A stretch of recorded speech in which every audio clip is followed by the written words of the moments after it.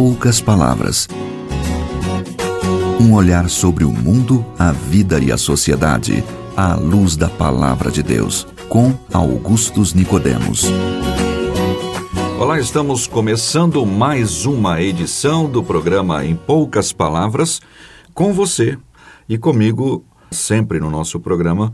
A gente tem o pastor Augustus Nicodemos, que é o nosso comentarista. Pastor. Querido ouvinte, nossa saudação em nome de Jesus, nossa gratidão pela sua audiência, pela misericórdia de Deus, estamos aqui mais uma vez. Nossa expectativa é que esse programa seja uma bênção na sua vida, na vida da sua família, enfim, que Deus possa nos usar para tocar as vidas de pessoas que nos ouvem aqui no mundo todo, né, Nathan? Temos audiência em várias partes do mundo, graças a Deus por isso. Muita gente fazendo download desses programas, né, ao redor do planeta, e a gente tem ficado bastante feliz. Eu fico grato a Deus por essa oportunidade, e hoje nós estamos no programa de número 198. Puxa vida. Daqui a pouco a gente chega no 200 aí. Muito bom.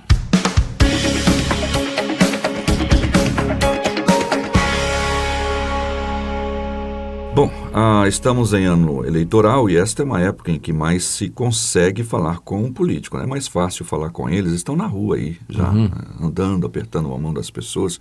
Teve um que até apertou a mão de um manequim, achando... Isso é clássico. Os nossos ouvintes aqui de Goiânia sabem de quem se trata. Eu não vou nem perguntar. Não. É a hora que estão mais acessíveis, especialmente os que são candidatos à reeleição. Aqueles que se aproximam das igrejas evangélicas também, alguns até usam os púlpitos das igrejas com a permissão de seus pastores, inclusive, para falarem de suas propostas. Então nós vamos pensar um pouco sobre isso no programa de hoje.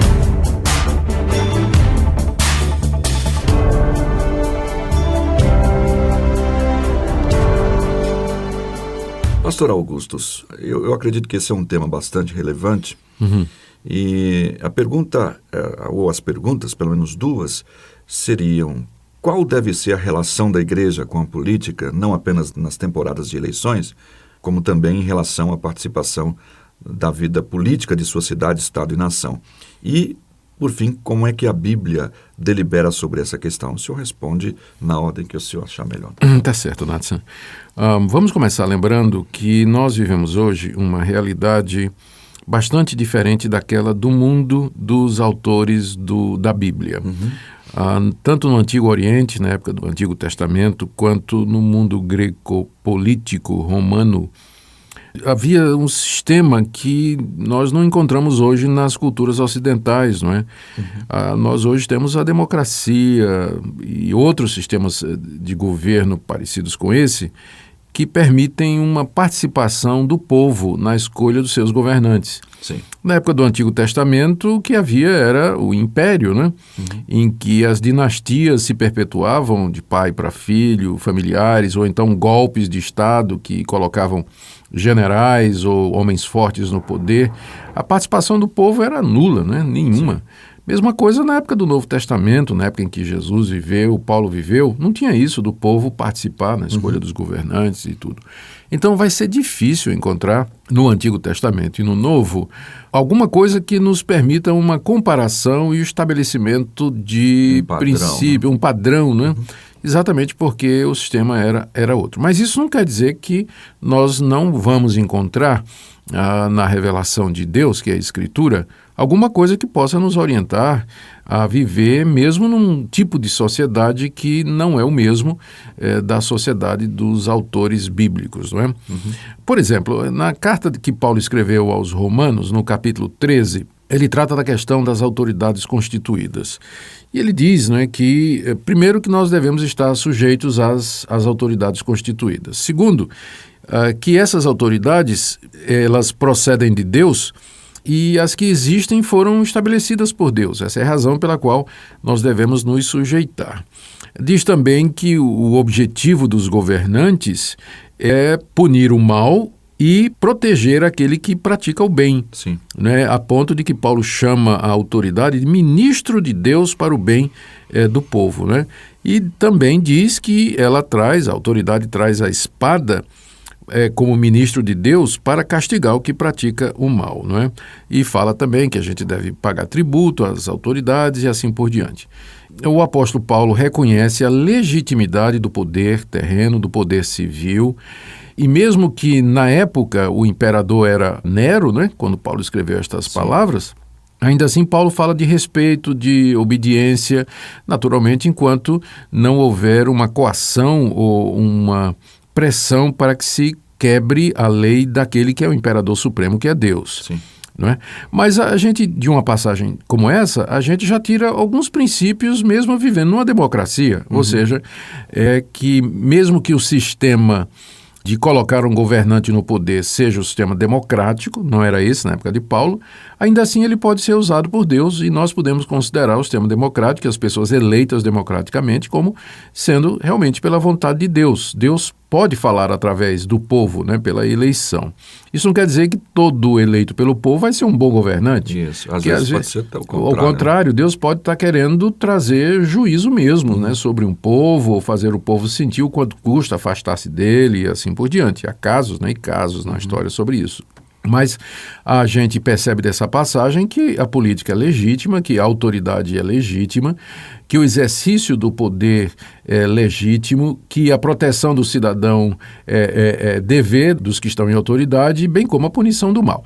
Então, isso já nos dá um padrão na hora de escolher pessoas que vão ocupar esse tipo de cargo. Né? Se eu tenho, na democracia, o privilégio, né, de poder participar na escolha, eu devo lembrar, então, do que é que eu vou escolher e para que eu vou escolher. Então, eu devo pensar em pessoas que sejam capazes de exercer essa função, de buscar o bem comum, proteger o cidadão, dar condições para que ele desenvolva a sua vida, que ganhe o seu pão com tranquilidade, né, e com eficácia, que puna os malfeitores, que castigue o mal, que iniba o avanço da iniquidade, não é? E que proteja os direitos civis fundamentais. Então, eu tenho que procurar nesse sentido. E já de cara, Nathan, fica claro que eu não deveria votar em uma pessoa para prefeito, vereador, governador, senador, deputado, só porque ele é crente. Não devia. Esse é um engano que os evangélicos cometem. Eu me lembro até de uma campanha, uma época, de um cidadão que era evangélico, que a campanha dele era a seguinte: irmão vota em irmão. Eu não acho que irmão vota em irmão porque é irmão. A gente deve votar em alguém que seja capaz de exercer as prerrogativas, as funções, deveres do cargo. E nem todo irmão é capaz disso. Que o diga aí os exemplos de políticos evangélicos, né?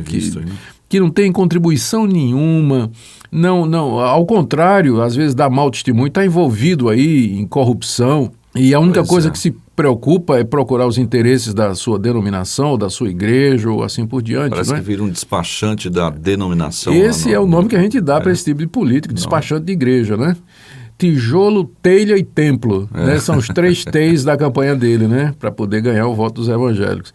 Então, eu não devo votar em evangélico só porque ele é evangélico. Eu preferiria votar em alguém que não é evangélico, mas que tem carreira como político, tem demonstrado competência, tem exercido uma gestão eficiente, ou pelo menos tem procurado cumprir o seu papel com dignidade, né? Eu prefiro votar num desse do que votar no evangélico, que não tem história, não tem, ou então tem uma história muito ruim, né? Ou seja, eu posso até votar no evangélico, mas não primordialmente porque ele seja evangélico, mas porque ele tem competência para exercer. Esse é o melhor dos dois mundos, né? Se a gente encontrar um que seja competente e que seja crente no Senhor Jesus Cristo.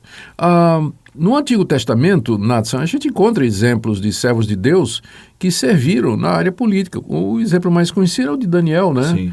Daniel serviu na corte de diversos dos reis da Babilônia, assumindo posições muito importantes de administrador de província, conselheiro do rei, chefe dos sábios, ou seja, e era uma pessoa que não se corrompeu, permaneceu fiel a Deus, cumpriu fielmente o seu mandato, a ponto de que era reconhecido, inclusive, pelos inimigos, o pessoal que era adversário dele, né?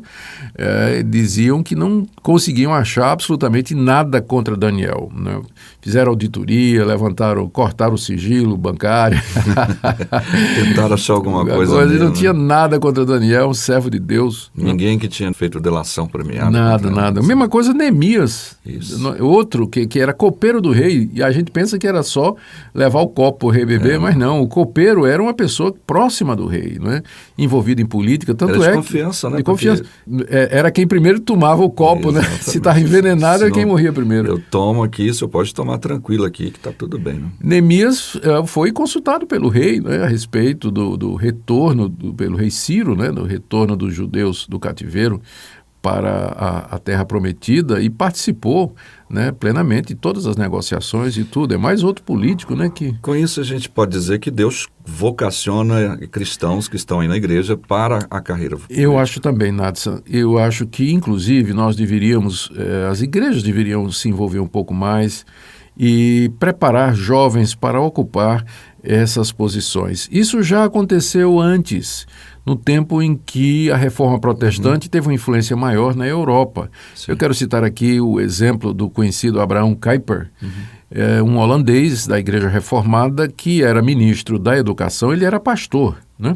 Ele era pastor, e quando foi eleito para servir na área política, inclusive ele abriu mão, né, do pastorado, porque ele não queria misturar as duas coisas. Que ele fundou, o que acontece hoje. Que acontece. Ele fundou a Universidade Livre de Amsterdã e depois chegou a primeiro-ministro, né, da Holanda, dos Países Baixos. Então é um exemplo para nós da história. Agora, você já tocou nesse assunto, eu também acho que não devia misturar as coisas.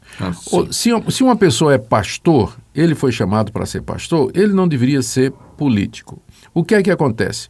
Quando esse político pisa na bola, ou acontece uma denúncia, como nós temos assistido mais recentemente, respinga na igreja evangélica. Com certeza. Não é? Respinga no cargo de pastor, porque a mídia joga tudo na mesma vala comum e vem crítica em cima dos evangélicos e assim por diante. Eu acho que se um pastor se sente vocacionado para a área política, ele devia renunciar ao pastorado.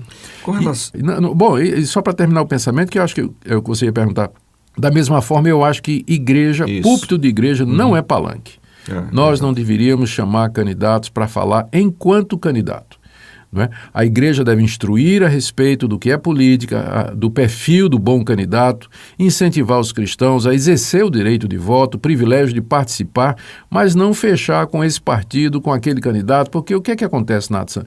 A igreja força ou apoia um determinado candidato ou partido. Ele vai na frente e mela tudo.